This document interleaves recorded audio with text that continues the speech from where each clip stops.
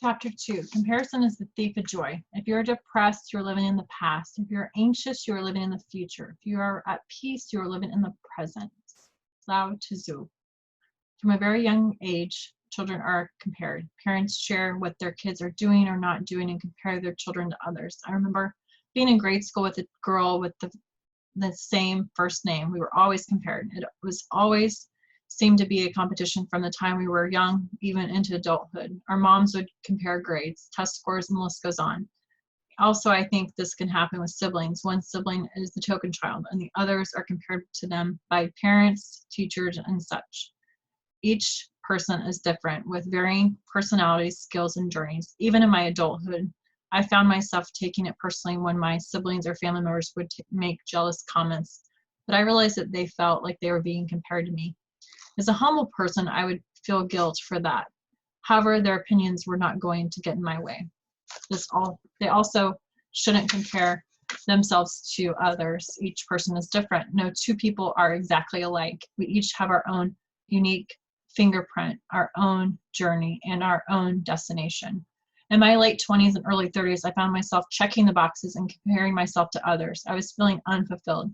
I was dating, meeting lots of interesting people, and we'll just say interesting in quotes, and hoping it was just a numbers game. Finally, I made a list of qualities that I wanted in a partner and would assess each date to see if they met those expectations. I used the dating websites and other ways to narrow down this fish in the sea. At times, I would find myself in a down state and would make choices that were not in my best interest. And I would sway away from the list of qualities. I was acting in a desperate state. It was because I had put so much pressure on myself to find the one. I knew he was out there. I just didn't know where. I finally came to a point when I said if I was 30 years old and not in a serious relationship, that I was moving to Florida. I even started looking at housing, jobs, and sharing the plane with others. Why 30? I guess I thought it was a societal timeline for me. As a stressed achiever, planner girl, on the outside, everything looked rosy. I had a job, a great personality, but I felt empty inside because I based my happiness on the opinions of others and not myself. This is where I was. But once I started focusing on my happiness, the rest started happening for me. At times, other details are harder for me to remember, but this fairy tale is very vivid. God had a plan, I just didn't know it. Just a month before my 30th birthday, a couple of coworkers asked me if I was going to bring a date to the company's national convention. At the time, I was not dating anyone, seriously, because that I would bring to a work function. There were quite a few successful relationships in our workplace, but I had made the decision not to date coworkers because it could get messy if it didn't work out. Two of my coworkers named a few possible prospects, but there was one particular person that they both mentioned who seemed like a normal, nice guy, Brad. So I had two people pointing me to the same guy in a matter of a couple of weeks. I started thinking I could pay closer attention. So I started thinking I should pay closer attention. Brad and I were both friends on Facebook, both recently bought houses, and each had a dog. Our lives looked parallel, and even better, he got a free ticket to a Chiefs game that he posted on Facebook. So I responded that I would be interested in going to the game. I took a leap, stepped outside of my comfort zone, and the rest is history. We had an amazing time at the game, started dating, got married, and are living happily ever after. I realized that there were some rules I was willing to break. So what if we were coworkers? It worked. Thus, there was no issue. I was willing to go all in for love. I also asked him out on the second date, which some women would say they would never do. But I was willing to take that chance. Remember my list of qualities that I wanted in a partner that I wrote down when I was on my dating journey? Fast forward years later, Brad and I were married. I found the list, and Brad matched the qualities I had been looking for.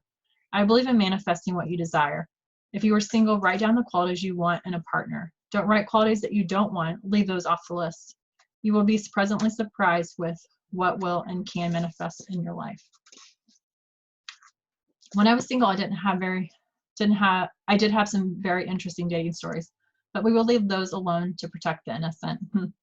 Social media and dating websites do make it easier to connect with people.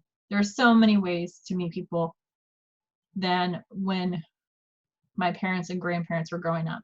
I think talking about dating is important because it is also a point of comparison for many.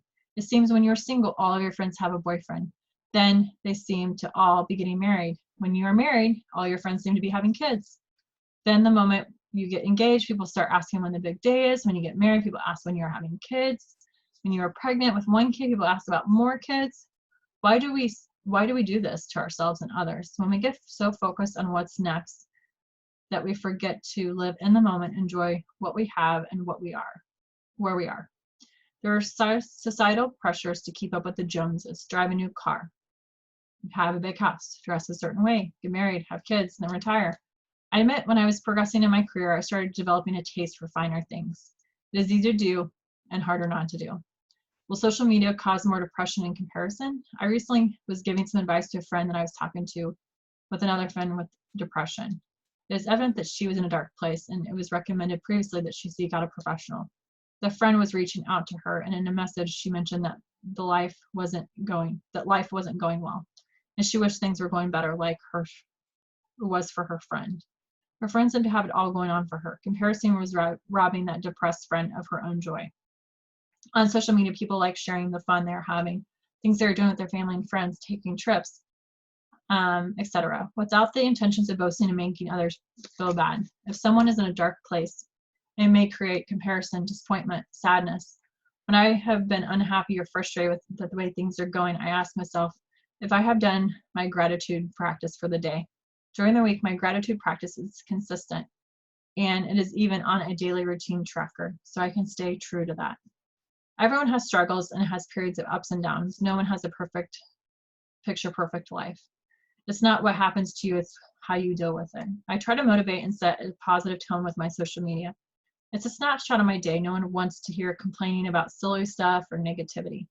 There is enough negativity. Just turn on the news. I start my daily infos without watching the news. I can see the weather on my app on my phone. I go to the gym and start my day by pouring greatness and positivity in the world with social media posts relating to what motivates me. When I started my journey, my morning workout regimen, I needed motivation and hope. I was in a darker place, and it would motivate me when I saw quotes or pictures about motivation or working out. So I began checking in to the gym and posting each workout. Soon others would like or comment on them, saying thank you for the motivation. I continued making it part of my day. It also takes them only a minute and would help make someone's day brighter. I never know who is watching or who may need to hear the message. It's always what I need to hear. Take time to be still and think about the things that are important to you.